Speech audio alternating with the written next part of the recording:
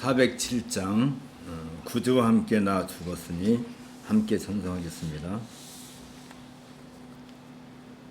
구주와 함께 나 죽었으니 구주와 함께 나 살았도다. 영광의 그날에 이르도록 언제나 주만 바라봅니다. 언제나 주는 날 사랑하사 언제나 새 생명 주시나니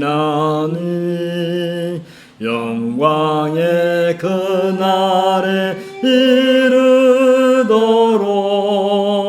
언제나 주만 바라봅니다. 마음속에 시험을 받을 때와 무거운 근심이 있을 때에 주께서 그때도 같이 하사 언제나 나를 도와주시네. 언제나 주는 날 사랑하사 언제나 새 생명 주시나니 영광의 그날에 이르도록 언제나 주만 바라봅니다. 뼈 아픈 눈물을 흘릴 때와 쓰라린 마음으로 단식할 때 주께서 그때도 같이 하사 언제나 나를 생각하시네. 언제나 주는 날 사랑하사 언제나 새 생명 주시나니 영광의 그날에 이르도록 언제나 주만 바라봅니다. 내 몸의 약함을 아시는 주 못 고칠 질병이 아주 없네. 괴로운 날이나 기쁜 때나 언제나 나와 함께 계시네. 언제나 주는 날 사랑하사 언제나 새 생명 주시나니 영광의 그날에 이르도록 언제나 주만 바라봅니다. 아멘.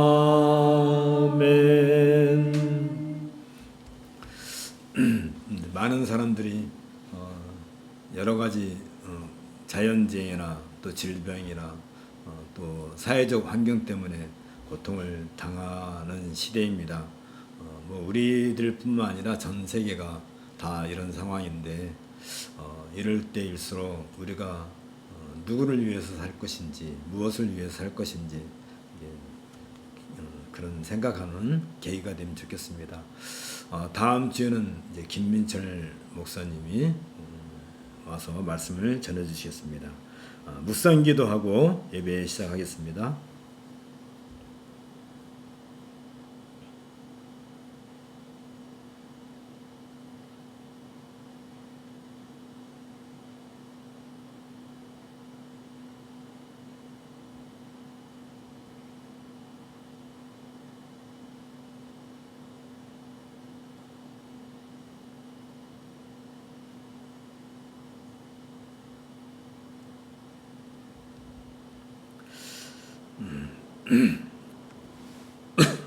자리에서 일어나시고요.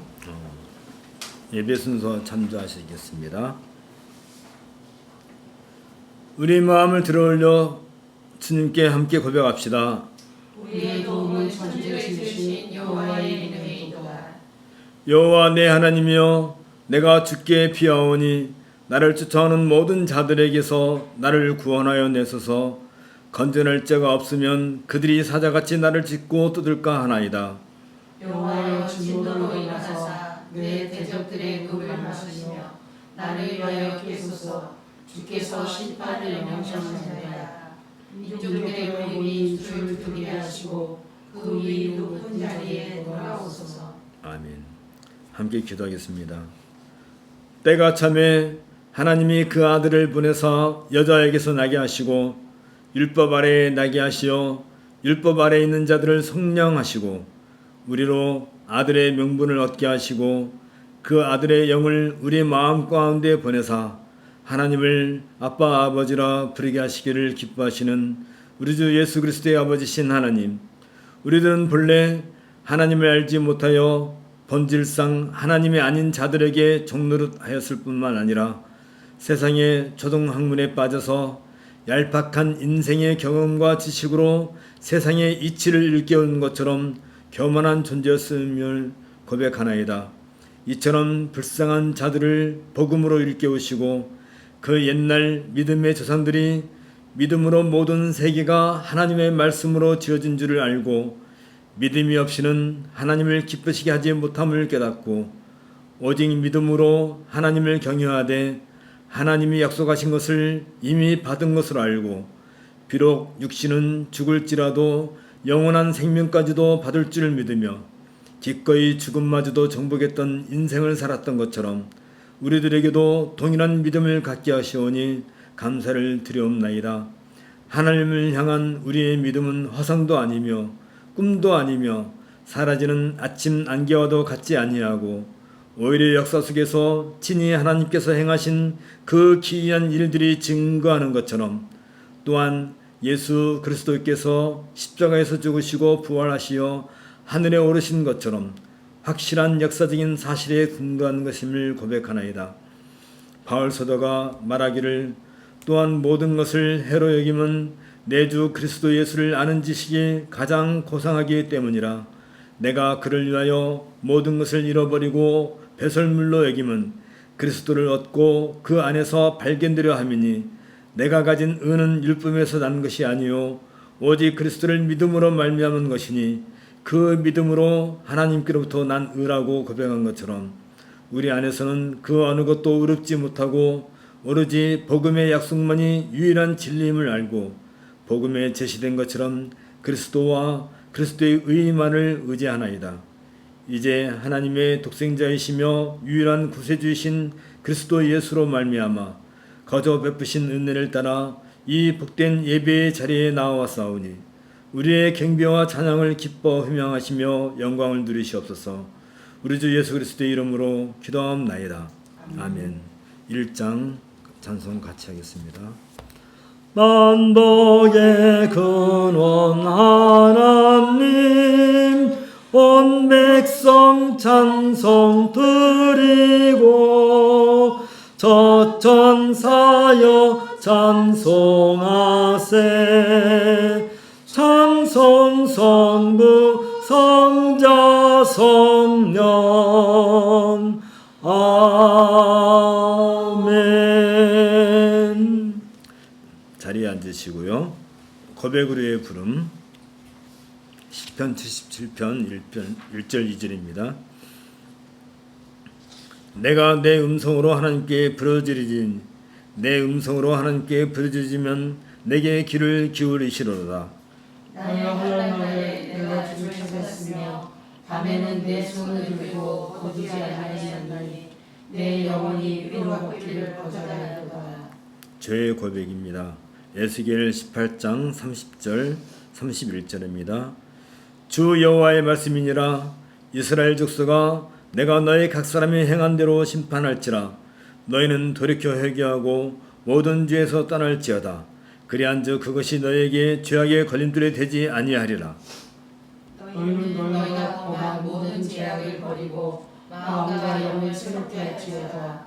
이스라엘 족속아, 너희가 어찌하여 죽고자 하느냐. 죄의 고백을 위한 묵상을 함께 하겠습니다.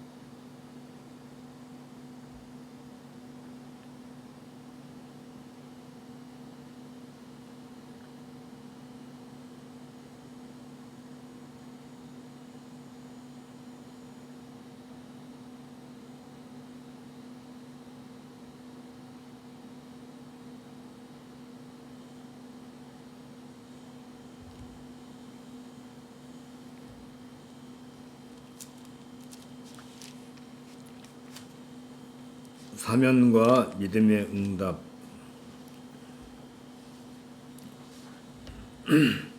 사람이 의롭게 되는 것은 율법의 행위로 말미암음이 아니요 오직 예수 그리스도를 믿음으로 말미암는 줄 알므로 우리도 그리스도 예수를 믿나니 이는 우리가 율법의 행위로서가 아니고 그리스도를 믿음으로써 의롭다함을 얻으려 함이라. 율법의 행위로서는 의롭다함을 얻을 육체가 없느니라. 모든 사람이 죄를 범하였음에 하나님의 영광에 이르지 못하더니 그리스도 예수 안에 있는 속량으로 말미암아 하나님의 은혜로 값없이 의롭다 하심을 얻은 자 되었느니라. 찬송가 20장입니다. 20장 큰 영광 중에 계신 주.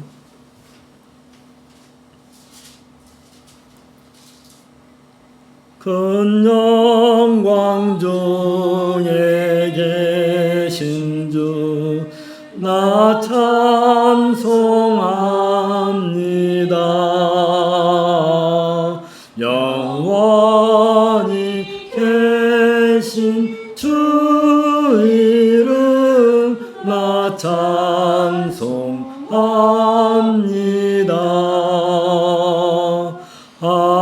한없이 크신 능력을 나 찬송합니다.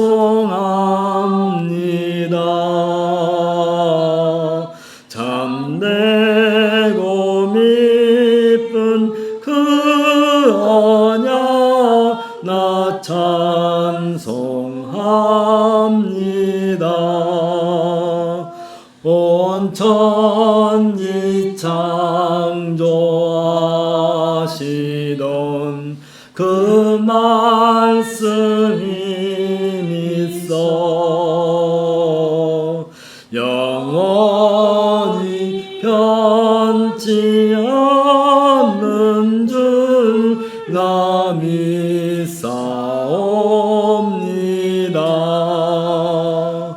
그 온유하신 춘성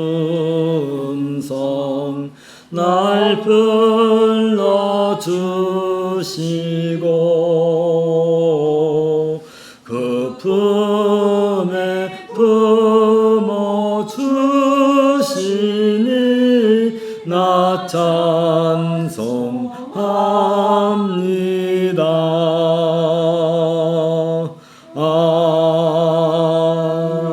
아멘.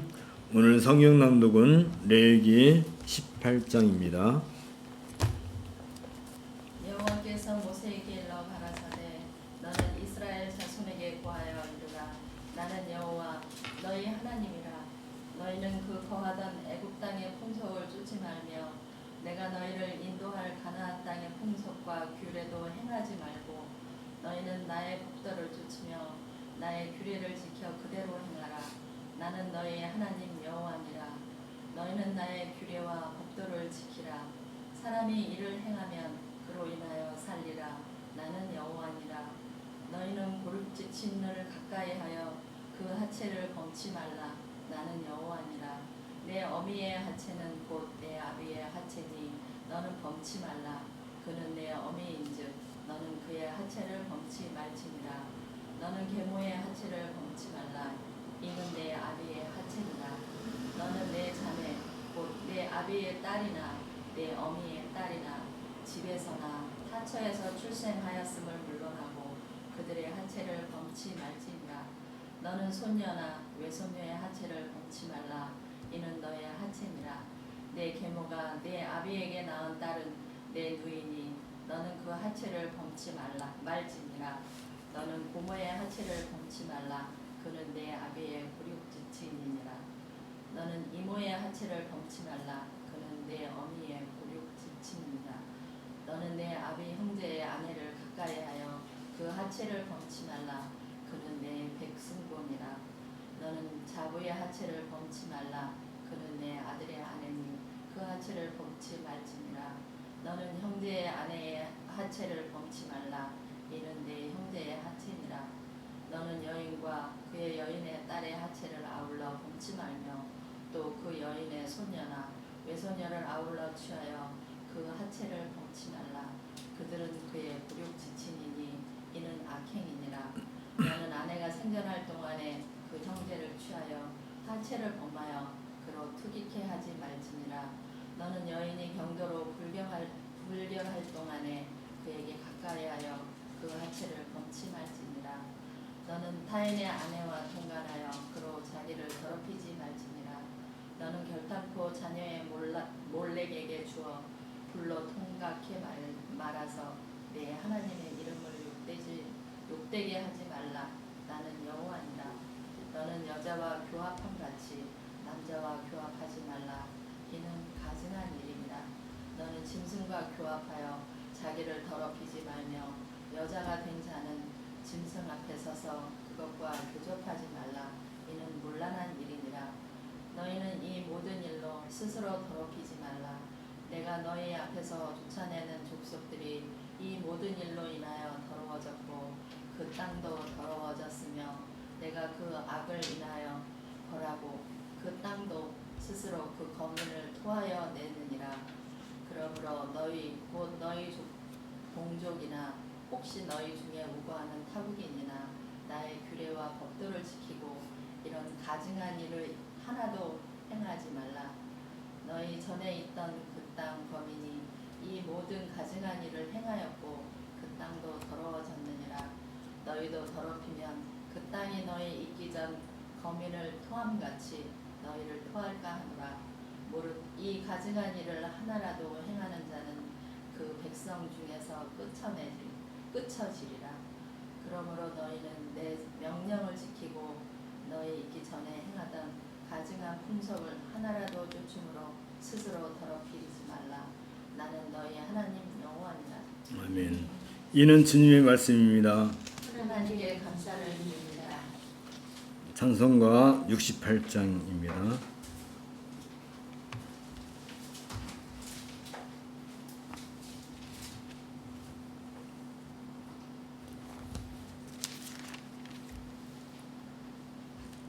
오 하나님 우리의 창조주시니 오 하나님 우리의 창조주시니 내 주님께 귀한 것 드립니다. 내 주께만 엎드려 경배드리며 내 주의 이름 높이 찬양하네. 오 하나님 우리의 대주 되시어 큰 풍랑이 일 때도 도우셨네. 죽음에서 우리를 구하셨으니 내 주의 이름 높이 찬양하네. 주 하나님 이름을 함께 높이며 대주제께 영광을 돌리오리. 그 능력이 우리를 지켜주시니 주 하나님을 높이 찬양하네. 아멘. 함께 기도하겠습니다. 하나님께서 자신의 영광에 이르도록 모든 피조물을 지극히 거룩하고 지혜롭고 능력있게 보존하시고 다스리시며 그들과 그들의 모든 행위를 명하시는 우리 주 예수 그리스도의 아버지신 하나님, 하나님은 자신의 섭리 가운데 친히 역사하시되 대추의 능력의 말씀으로 무에서 세계와 그 안에 있는 모든 것을 6일 동안에 만드시되 그 모든 것을 선하게 만드시고 모든 피조물들을 만드신 후에 사람을 남자와 여자로 창조하시되 살아있고 이성이 있으며 불면의 영혼을 부여하시고 하나님의 형상을 따라 지식과 의와 거룩함을 따라 살게 하셨음에 감사를 드리옵나이다.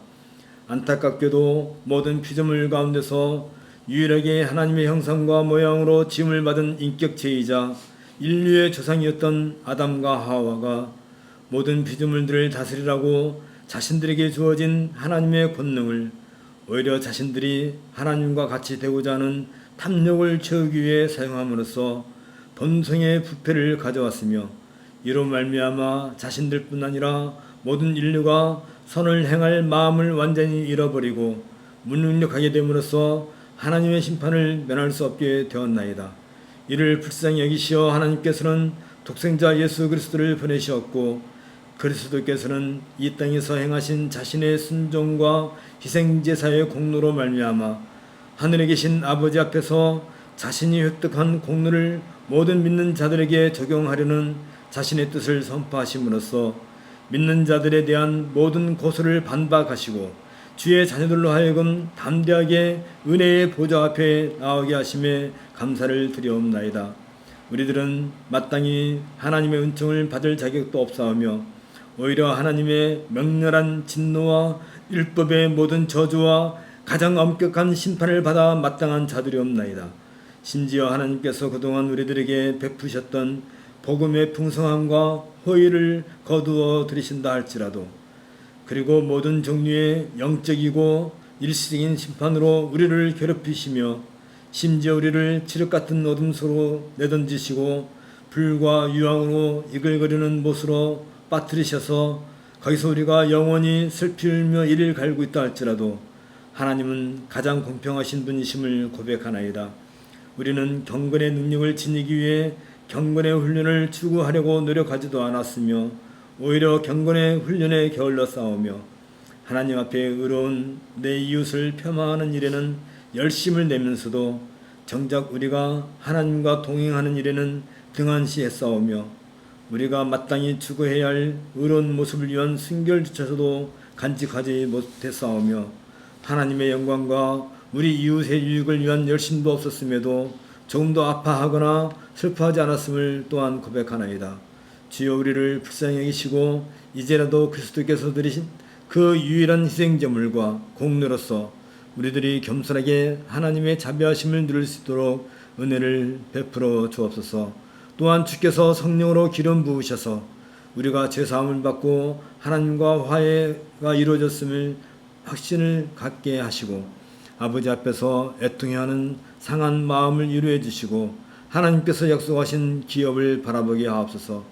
유일한 생명이시며 구원이시며 능력이신 우리 아버지신 하나님, 세상은 끝없는 파멸의 길을 향해 달려갈지라도 결코 하나님만이 유일한 생명이시며 구원이시며 능력이심을 받아들이지 않고 있나이다.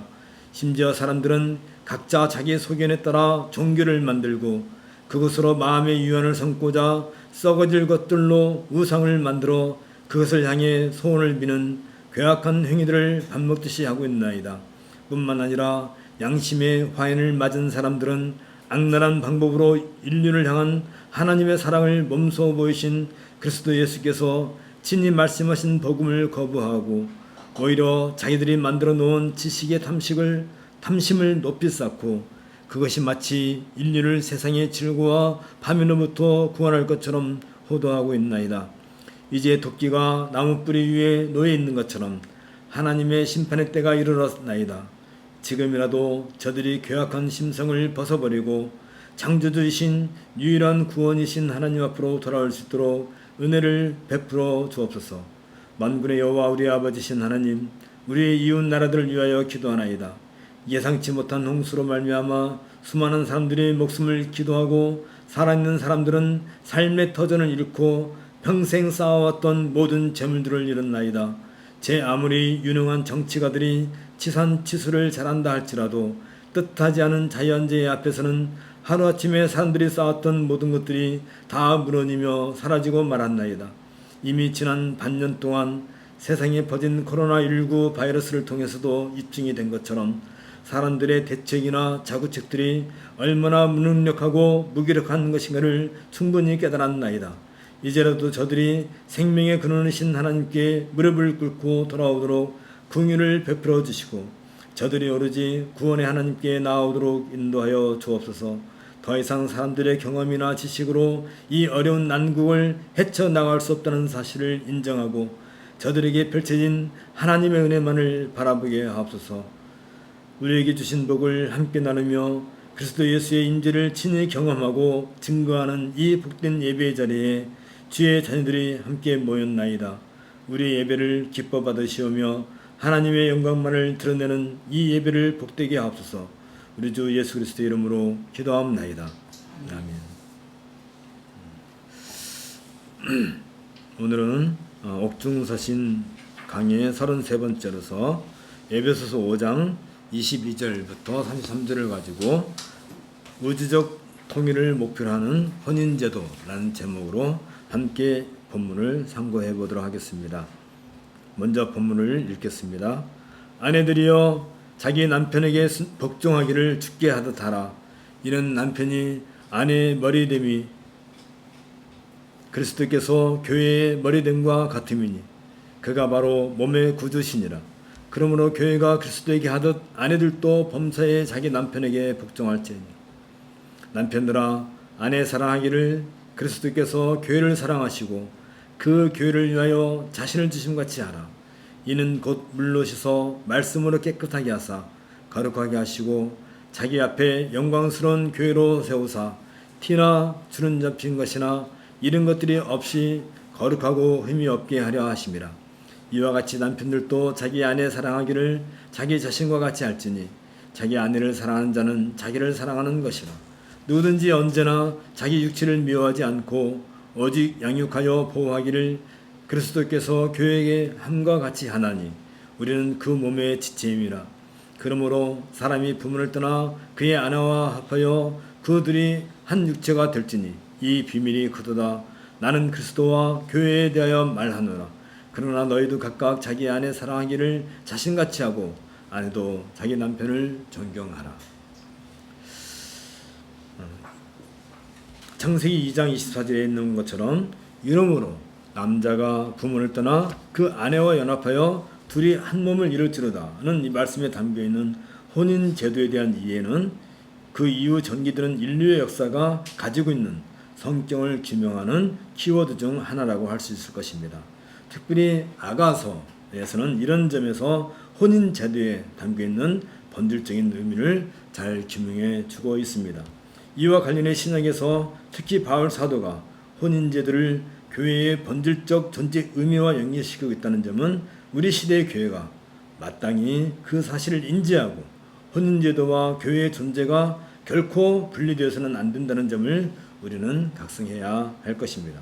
여기에서는 에베소를 중심으로 바울 사도가 말하고 있는 교회에 대한 근본적인 이해를 바탕으로 그 안에서 혼인제도가 교회를 세워나가는 중요한 원리가 된다는 사실을 함께 살펴보고자 합니다.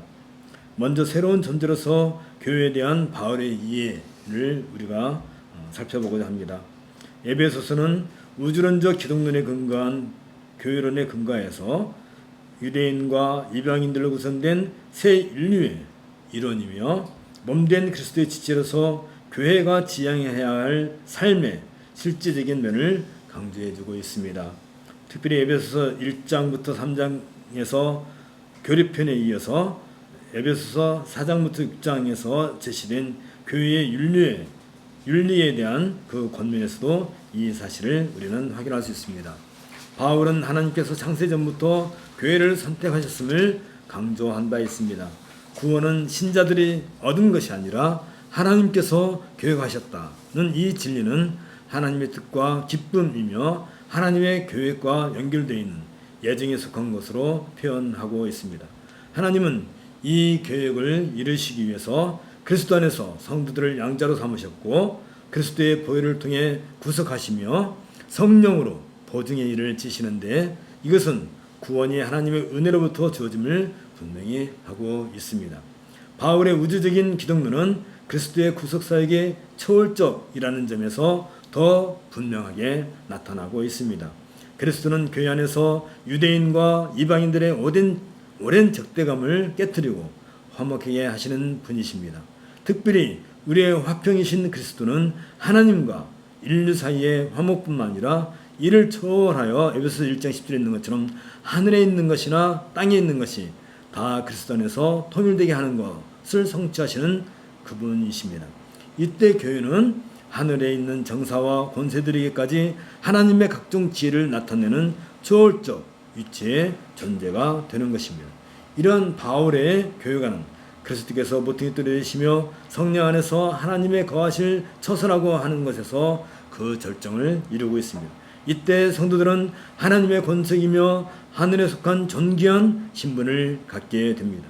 이 교회는 유대인과 이방인들의 한 몸의 지체가 되는 비밀을 가진 존재이며 이것은 교회가 힘써 유지해야 할 교회의 통일성이기도 한 것입니다. 교회의 통일성은 성령도 하나이요 주도 하나요 아버지 하나님도 한 분이시며 한 몸과 한 소망과 한 세례에서 재확인되고 있습니다. 동시에 교회 안에는 주께서 주시는 다양한 은사들이 있어 교회를 세워나가는 일에 봉사하게 됩니다. 이처럼 교회가 하나님의 새 창조로 말미암아 탄생했음을 밝힌 바울은 하나님께서 신자들에게 주신 구원에 합당하게 사는 생활의 중요성을 강조하고 있습니다. 무엇보다도 이방 생활의 관습과 종교로부터 벗어나 새로운 질서에 속한 성도로서 새로운 삶의 기준을 가져야 할 것에 대해 깊은 관심을 표명하고 있는데 이것은 교회가 초월적인 새로운 존재이기 때문입니다. 따라서 성도들은 옛사람의 품성을 벗어버리고 새 사람의 품성으로 갈아입은 새로운 존재다운 모습을 나타내야 하는 것입니다. 그 모습이 바로 용서와 사랑이라고 바울은 강조한 바 있습니다. 이러한 배경 아래에서 에베소서는 하나의 연합된 교회를 세우신 하나님의 은혜를 핵심적 주제로 우리에게 가지고 있다고 우리는 볼 수 있습니다. 이러한 주제 아래 바울은 유대인과 이방인들이 교회 안에서 비로소 그들의 진정한 위치를 발견하였다고 밝혔고 그리스도의 몸과 다를 바 없는 이 보편적 사회의 연합에 깊은 관심을 표명하고 있는 것입니다. 이런 이유에서 바울은 그리스도께서 십자가에서 이룬 화해의 사역을 통해서 하나님이 창조하신 한 새 사람으로서 교회의 존재를 이제 새롭게 평가하고 있는 것입니다. 그 교회에 대해서 바울은 신비한 연합체라고 이해하고 있는 것을 우리가 보게 됩니다. 그리스도는 기꺼이 십자가를 지심으로써 죄인인 사람을 하나님과 관계를 맺게 하는 일을 성취하심으로써 유대인과 이방인을 한 형제인 하나님의 가족이 되게 하셨습니다. 이처럼 인종과 문화와 사회적 신분의 장벽이 전혀 없는 하나님의 가족이 존재하게 되었다는 것은 바울에게는 매우 경이로운 일이었습니다. 이것을 가리켜서 하나님의 비밀이라고 말을 하고 있습니다.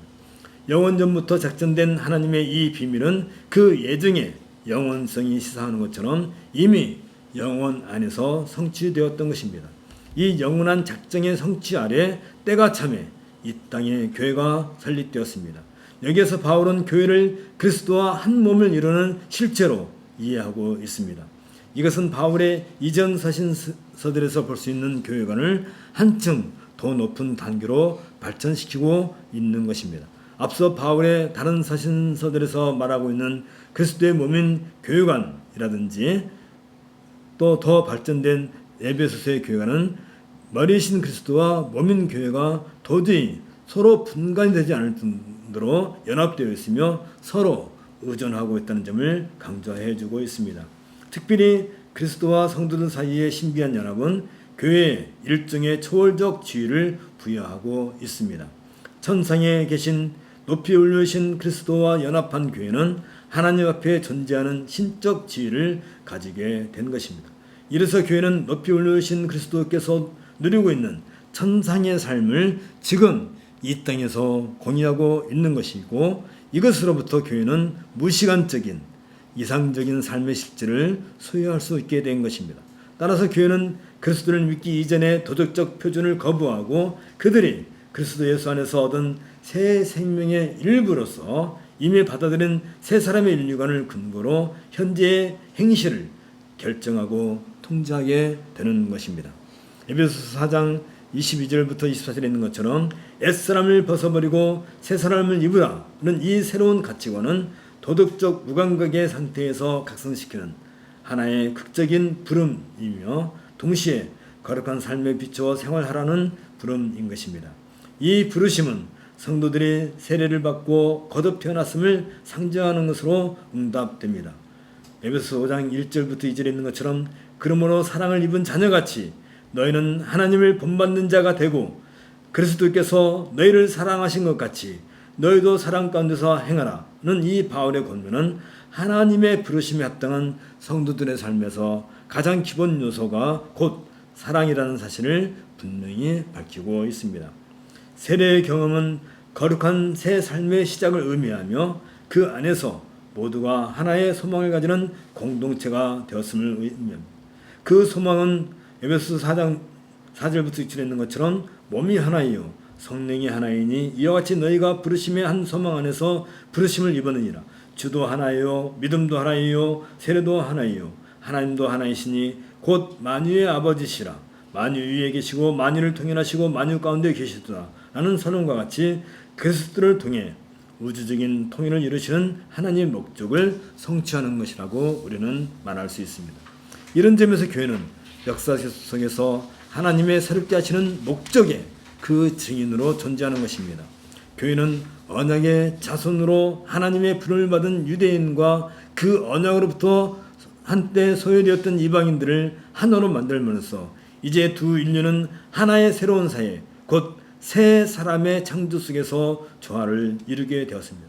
그리고 이 두 민족의 화해와 조화를 성취한 교회는 그리스도로 말미암아 하나님과 화목하여 새로운 방식으로 연합함으로써 마침내 만유를 통일하시는 하나님의 목적을 성취하는 도구가 되는 것입니다. 따라서 새로운 사회로 구성된 교회는 옛 방식이 아닌 새로운 삶의 방식을 가지게 되는데 이것은 하나님의 우주적인 통일을 성취하기 위함인 것입니다. 이처럼 에베소서 1장 10절에 있는 것처럼 하늘에 있는 것이나 땅에 있는 것이 다 그리스도 안에서 통일되게 하려 하심이라는 이 대원칙 안에 살고 있는 성도들에게 바울은 우리가 그리스도를 알지 못했던 옛사람의 품성을 벗어버리고 그리스도를 알고 난 이후에 새 사람의 품성으로 갈아입은 새로운 존재로 살아야 할 몇 가지 원칙을 우리들에게 제시해주고 있는 것입니다. 그 새로운 원칙은 의와 진리의 거룩함으로 지으심을 받은 새 사람에게서 나타나는 품성으로서 사랑으로 대표되는 교회의 통일성, 그리고 빛으로 대표되는 교회의 거룩성, 그리고 지혜로 대표되는 교회의 충만성으로 나타나게 되는 것입니다. 사랑으로 통일을 이룬 공동체로서 어둠과 구별되는 빛의 공동체로서 그리스도의 지혜로 충만한 공동체로서 교회는 역사라고 하는 이 시공간 안에서 그 실체를 보여줌으로써 교회가 이 땅 위에 세워져 있다는 증거를 제시해 내어야 합니다. 새 인간, 즉 빛의 자녀들은 세상에서 도피함으로써가 아니라 세상 속에서, 그리고 인생이라고 하는 삶의 통상적인 구조인 남편과 아내, 부모와 자녀, 상정과 종의 관계 안에서 서로 책임있는 삶을 살아감으로써 공개적이면서도 완전한 그리스도의 충만을 나타내어야 하는 것입니다. 이러한 맥락에서 바울은 남편과 아내와의 혼인관계를 통해서 그리스도와 교회의 연합에 담겨있는 신학적 의미를 설명하고, 이 혼인제도야말로 만유를 통일하시는 하나님의 목적을 위한 비밀이었음을 이제 우리에게 밝혀주고 있는 것입니다. 그래서 혼인제도는 우주적 통일을 그 목표로 하고 있는 것을 우리가 알게 되는 것입니다. 신자들이 지혜롭고 성령 충만한 삶을 지속적으로 유지하기 위해서는 그들이 속한 삶의 모든 정황에서 세상의 규범들과 구별되어 있어야 합니다. 이것은 세상의 특징적인 죄악된 행실을 행하는 자들은 하나님 나라에서 있을 것이 없기 때문입니다. 따라서 신자들은 전에 그들이 살았던 어둠에 근거한 성품이 아닌 빛에 합당한 삶을 살아야 합니다. 이런 이유에서 에베소서 5장 21절부터 6장 9절에 단락에 나오는 가정생활에 대한 규범과 6장 10절에서 20절에 나오는 악의 권세들에 대한 신자들의 대처 방안은 지혜롭고 성령 충만한 신자들이 살아가는 새로운 삶의 모습으로 우리들에게 가져다 준 것을 알게 됩니다. 신자들이 이 세상에서 살아가는 지혜로운 삶은 성령으로부터 시작된다 할 것입니다. 신자들은 성령의 충만함 중에서 서로 덕을 세우고 예배에 참여하고 항상 감사하는 교회 공동체의 삶을 살아가게 됩니다. 여기서 바울은 서로 복종하는 삶의 모습을 추구하고 있는데, 그리스도를 경외함으로 피차 복종하라는 이 원칙은 부부간의 관계, 나아가 부모와 자녀 간의 관계, 그리고 상정과 종과의 관계를 지혜롭고 성령 충만한 삶으로 유지시켜 나가는 원동력이라고 우리에게 제시해주고 있습니다. 이 구절은 오직 성령의 충만을 받아라에 의존되어 있으며, 성령의 충만에 있다면 교회 공동체를 구성하고 있는 회원들은 상호 복종으로 나타나야 함을 지시하고 있습니다. 동시에 이 상호 복종은 여전히 신자들은 모든 겸손과 온유로 하고 오래 참음으로 사랑 안에서 서로 용납해야 하는 것입니다. 이 점을 좀 더 포괄적인 겉면에 우리는 포함시키고 있는 것을 보게 됩니다. 상호 복종의 정신은 그리스도를 경외함으로써 우리는 이해할 수 있게 됩니다. 바울은 에베소 4장에서 새로운 질서 속에 있는 교회의 삶에 대한 논증을 전개할 때에 이 부분을 명확하게 제시한 바 있습니다. 바울은 너희가 부르심을 입은 부름에 합당하게 행하여 모든 겸손과 온유로 하고 오래 참음으로 사랑 가운데서 서로 용납하고 평안에 매는 줄로 성령의 하나 되게 하신 것을 힘써 지키라고 권면하면서, 성령을 근심케 하는 것은 공동체적 삶을 분열시키는 신자들의 말과 행위임을 지적한 바 있습니다. 여기에서도 서로 복종하라고 강력하게 호소하는 것 역시 교회의 공동체적 삶을 위한 것으로 기독론적 동기를 제시함으로써 강화시키고 있는 것입니다. 신자들에게 상호 복종하라는 모든 요구는 그리스도를 경외하는 것을 그 동기로 가지고 있는데, 이것은 그리스도의 주권과 그의 압도적인 사랑을 경외하는 삶을 의미하는 것입니다. 상호 복종과 섬김은 전적으로 그리스도의 삶에 근거하고 있습니다. 신자들이 이기심을 버리고 자기 자신의 권리를 주장하지 않고 다른 사람을 존중하는 특성을 가지는 것은 그리스도께서 자신의 권리를 주장하여 하나님과 동등성을 주장하지 않고 오히려 자신을 낮추어 종이 되셨다는 그리스도의 품성을 가지기 때문입니다. 따라서 교회 공동체 안에서 신자들 사이에 나타나는 상호 복종은 각자가 다른 사람의 뜻에 자신을 맡기는 것으로, 이것은 그리스도를 경외하는 차원에서 행해지게 되는 것입니다. 경외라는 말은 공포나 두려움을 넘어서서 숭배와 의무라고 하는 보다 진지한 의미를 포함하는 것으로서, 구약에서는 여호와를 경외하는 것은 창조주에 대한 피조물의 적정한 태도로 하나님의 뜻에 순종하는 것에 이르게 한다고 표현하고 있습니다. 옛 이스라엘 공동체가 언약 안에서 지혜로운 삶을 살아가기 위한 지배적인 원칙이 여호와를 경외하는 것에 있었던 것처럼, 이제 새로운 공동체 내에서 지혜로운 삶과 신자들 사이의 관계에 대한 중요한 동기부여 역시 그리스도를 경외하는 것이어야 합니다. 이것은 그리스도의 압도적인 사랑과 그분의 능력에 대해 경외함으로써 그분을 바라보는 것이며 또한 그분의 주권적인 주장과 의로우신 심판에 비추어 살아가는 삶의 태도이기도 합니다.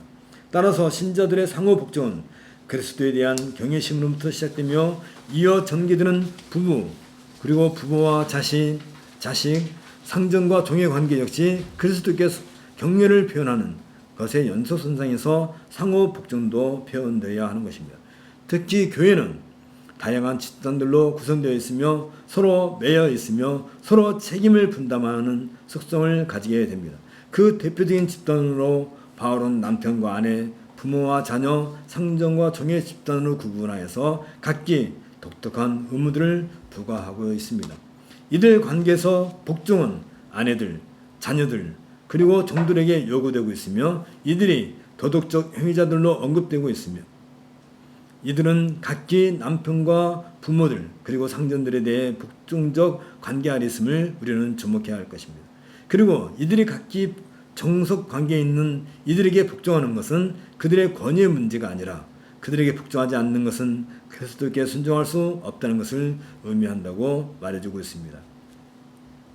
바울이 혼인제도에 근거하여 부부관계를 먼저 언급하고 있는 것은 가정이야말로 교회를 이루는 최소 단위이기 때문입니다. 부부관계에 있어서 아내들이여 자기 남편에게 복종하기를 주께 하듯 하라고 바울의 그 권면은 남편에 대한 아내의 복종이 그리스도께 대한 자신의 복종을 입증할 수 있는 방편임을 강조해주고 있습니다. 주께 하라는 말은 주님께 합당하게 행한다는 의미로 아내가 남편에게 복종할 것을 요구하고 있습니다.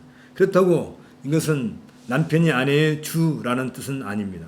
그리스도인의 혼인은 상호 복종을 포함하기 때문입니다. 이와 관련해 바울은 여기 23절에서 이는 남편이 아내의 머리됨이 그리스도께서 교회의 머리됨과 같으면이 그가 친히 몸의 구주시니라고 명확하게 선을 긋고 있습니다. 우리는 일반적으로 지도자, 통치자 혹은 권위자를 머리는 상징을 합니다. 하지만 진정한 리더십은 섬김과 희생이 포함됩니다. 그리스도께서 교회의 머리신 것처럼 남편은 아내의 머리가 되는 것은 그리스도께서 교회를 위하여 자기의 생명을 내어놓으신 것처럼 남편 역시 아내를 위해 희생과 섬김을 통한 리더십을 발휘해야 하는 것입니다. 그렇다면 그러므로 교회가 그리스도에게 하듯 아내들도 범사에 자기 남편에게 복종할지니라는 말씀과 같이 아내가 남편에게 복종하는 것은 교회가 그리스도에게 복종하는 것과 같이 당연한 것입니다. 사실 부부가 모두 그리스도와 강력한 관계를 맺고 있다면 그리고 부부가 서로 상대방의 행복에 관심을 기울이고 있다면 복종은 더 이상 문제가 되지 않을 것입니다. 마찬가지로 25절에 있는 것처럼 남편들아 아내 사랑하기를 그리스도께서 교회를 사랑하시고 위하여 자신을 주심같이 하라는 남편에 대한 권고에서도 역시 그리스도께서 교회를 사랑하신 사실에 근거하고 있습니다. 여기에서 바울은 두 가지 사실을 들어 설명하고 있는데 첫째는 교회를 위한 그리스도의 희생적인 죽음의 목적은 교회를 거룩하게 하기 위함인 것이고 교회를 그리스도의 정결한 신부라고 묘사하고 있는 이유도 여기에 있는 것입니다. 그리스도께서 그의 신부 즉 교회를 사랑하신 것은 자기 앞에 교회를 영광스럽고 도덕적으로 완전하게 세우기 위한 것으로서 이는 곧 물로 씻어 말씀으로 깨끗하게 하사 거룩하게 하시고 라는 말씀처럼 물로 씻는 것으로 묘사되고 있습니다.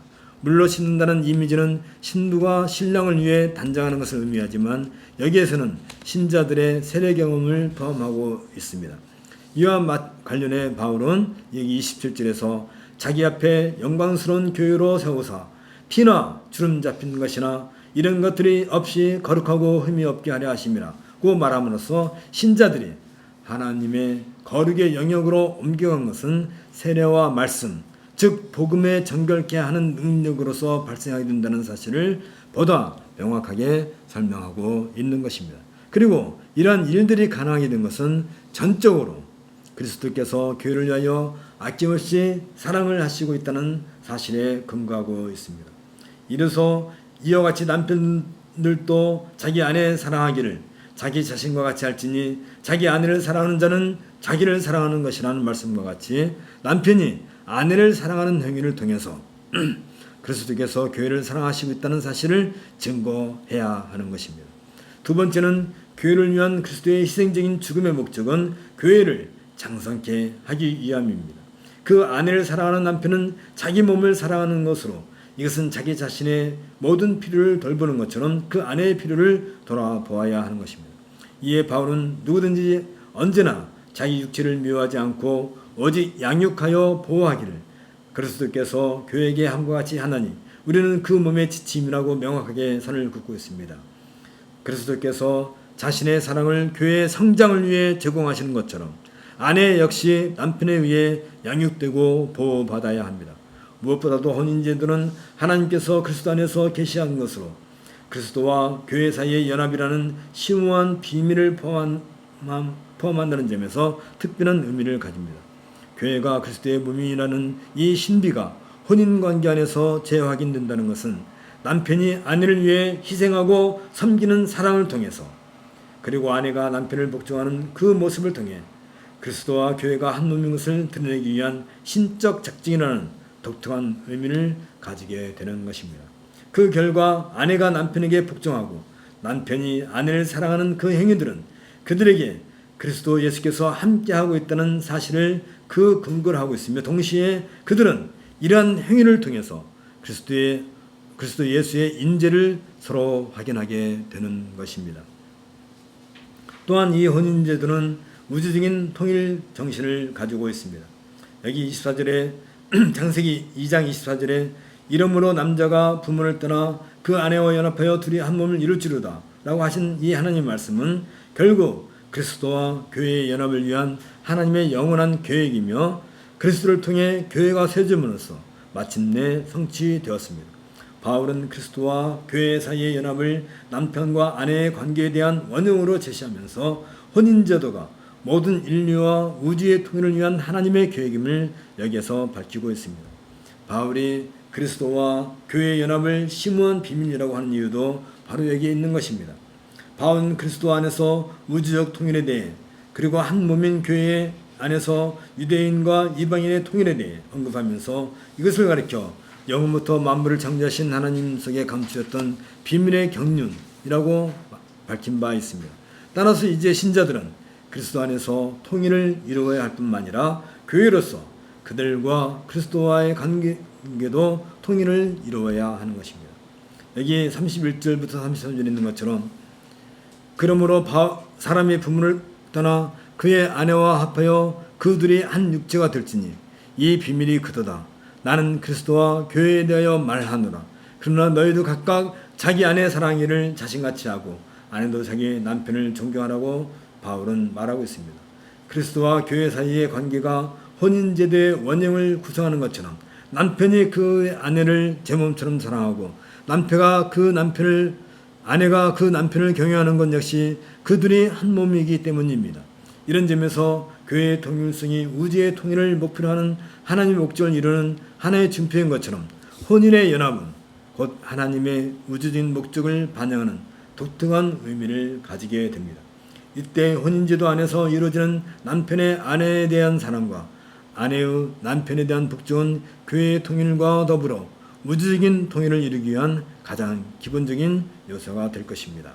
우리 함께 기도하겠습니다. 우리들을 영광스러운 교회로 세우시기 위하여 거룩하고 흠이 없게 하시려고 물과 피로써 씻기심으로써 그 교회를 위하여 친히 자신의 생명까지도 내어주시기를 기뻐하신 우리 주 예수 그리스도의 아버지신 하나님, 이러한 그리스도의 사랑과 희생의 모범을 이제는 교회가 친히 몸소 행하도록 하기 위하여 혼인의 정신에 담아두시고 혼인의 정신 아래에서 피차 복종하며 사랑케 하신 그 은혜에 감사를 드리옵나이다. 무엇보다도 그리스도께서는 유일한 교회의 머리이시며 유일한 교회의 구주이심을 고백하나이다. 이러한 신앙 고백은 혼인을 통해 세워진 가정 안에서 서로가 복종하고 사랑하는 것으로서 구현되어야 할 것이며 이로써 서로가 그리스도의 희생과 사랑을 행함으로써 그리스도의 인재를 드러내야만 할 것이옵나이다. 또한 그리스도께서는 만유의 주이시며 만물을 충만케 하시는 유일한 하나님의 아들이심을 고백하나이다. 이러한 믿음의 고백 또한 서로 복종하고 사랑하는 가정을 이룸으로써 만유의 주이시며 만물을 충만케 하시는 이의 충만을 성취함으로써 우주의 통일을 이루게 하여야 할 것이옵나이다.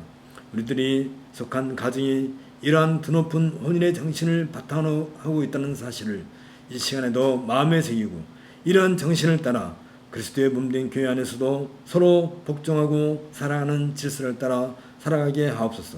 이로써 그리스도의 사랑과 성령의 충만을 누리는 교회의 모습을 온 세상에 널리 드러내기를 간절히 소원하옵나이다. 우리 주 예수 그리스도의 이름으로 기도하옵나이다. 아멘. 일어나셔서 찬송가 600장 함께 하겠습니다. 교회의 참된 터는 교회의 참된 터는 우리 주 예수라. 그 귀한 말씀 위에 이 교회 세웠네. 주 예수 강림하사 피 흘려 샀으니 이 땅에 눈 교회 주님의 신부라. 온 세계 모든 교회 한 몸을 이루어 한 주님 섬기면서 한 믿음 가지네. 주님 찬송하고 한 성경 읽으며 다 같은 소망 품고 늘 은혜 받도다. 땅 위의 모든 교회 주 안에 있어서 하늘의 성도들과 한 몸을 이루네. 오 주여 복을 주사 저 성도들 같이 우리도 주와 함께 늘 살게 하소서. 아멘. 주 예수 그리스도의 은혜와 하나님의 사랑과 성령의 교통하심이 너희 우리와 함께 있을지어다. 아멘. 3장 성령하겠습니다.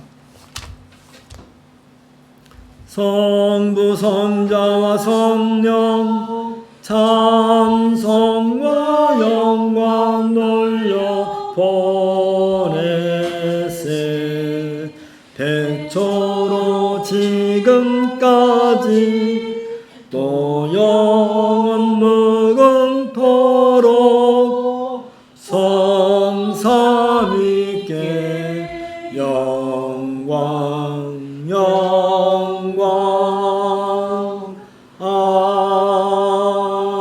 아멘.